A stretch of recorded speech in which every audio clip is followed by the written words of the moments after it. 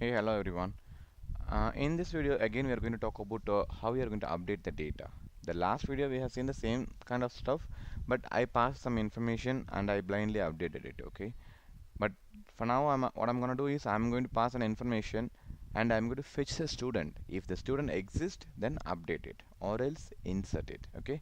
So I'm not going to insert again here. I'm going to pass some existing information and I'm going to show you how we are fetching the data from the a table without using the either way the select criteria query or select create query. Okay, so let's write an interface method here, like which will return the students entity and fetch student data, and here my parameter only is my student number. So the operation is going to be like, I'm going to search the student number in my database. If the student database exists, I'm going to return the method and I'll update the record. Okay, so okay, let's go and implement the method. Okay, so what I'm going to do is, there are different ways to identify a particular single record. Okay, I have a key. This is a primary key. When you have the primary key, there is an easiest way to find out the relevant entity. Okay, we can use, instead of using create query, we can use the entity manager find, which will directly find the exact record using the primary key, because student number is a primary key. Okay, so I'm going to use em.find, em.find, and it will accept the class. So the class is students dot class and my argument is student number. So this is going to be written my student detail. So this will return my student object.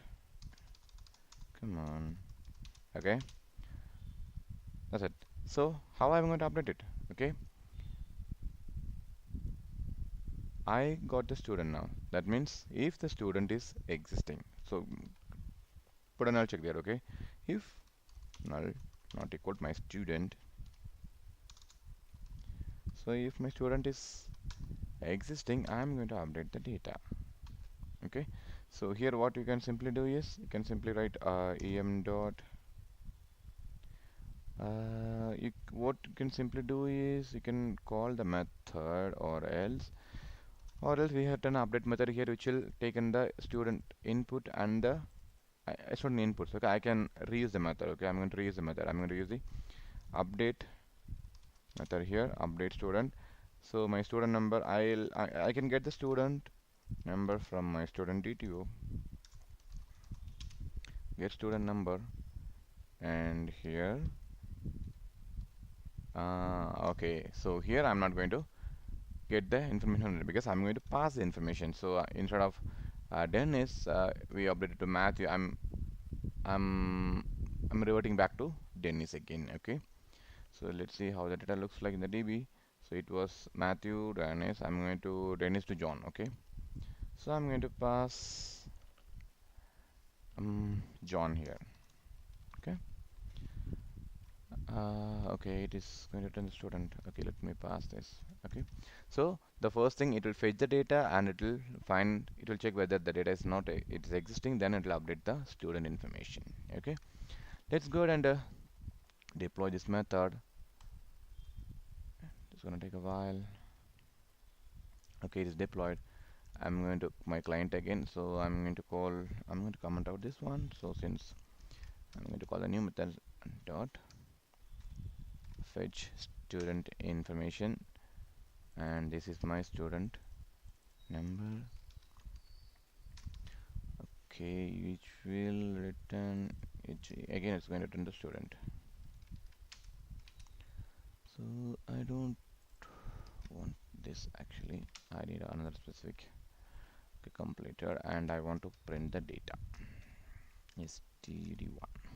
Okay, so let's run this. See, Dennis and Matthew. Okay, let's go ahead and see in the table. Refresh. See, my surname has been changed to John.